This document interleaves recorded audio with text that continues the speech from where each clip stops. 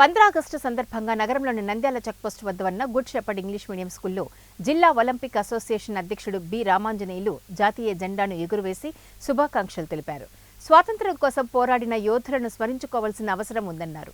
అనంతరం వివిధ అంశాల్లో గెలుపొందిన విద్యార్థులకు రామాంజనేయులు జ్ఞాపికలను అందజేసి అభినందించారు. అంతకుమునుపు పాఠశాల విద్యార్థులు చేసిన మార్చి ఫస్ట్ కవాతును రామాంజనేయులు గౌరవ వందనం స్వీకరించారు. కార్యక్రమంలో గుడ్ షెపర్డ్ స్కూల్ కరెస్పాండెంట్ జయసుదానంతో పాటు ఉపాధ్యాయులు పాల్గొన్నారు. మనం అభివృద్ధి చెందాల్సినటువంటి ఆసనం చాలా ఉంది. మనం అభివృద్ధి చెందిన దేశాలతో పోల్చుకుంటే ఒక సింపుల్గా మనం ప్యారిస్ ఒలింపిక్స్ జరిగినప్పుడు మనం చూసుకుంటే కేవలం మనకు ఒక 6 మెడల్స్ మాత్రమే వచ్చాయి.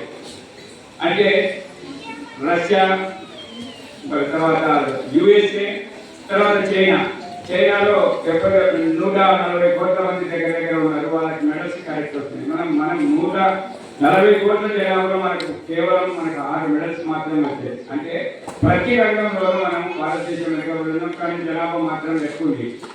ఈ జనాభాకు తగ్గట్టుగా ఉండాలి అంటే మన యొక్క ప్రభుత్వాలు మంచి ముందుకు తీసుకుపోయి ఇప్పుడు ప్రధానమంత్రి వికసిత్ భారత్ అని ఆ వికసిత్ భారత్ కోసం మనం కృషి చేయాల్సినటువంటి అవసరం ఉంది. అలాగే స్వాతంత్ర సమరం కోసం పోరాడినటువంటి వాళ్ళని మనం స్ఫూర్తిగా తీసుకోవాలి. చరిత్రను మనకు ఒకసారి చదవాలి. కరెస్పాండెంట్ గారు చక్కగా వివరించారు. మళ్ళీ చిన్నారులు దగ్గర 25 డాన్స్ ప్రోగ్రాంలు ఏదో ఉన్నాయి. వీళ్ళంతా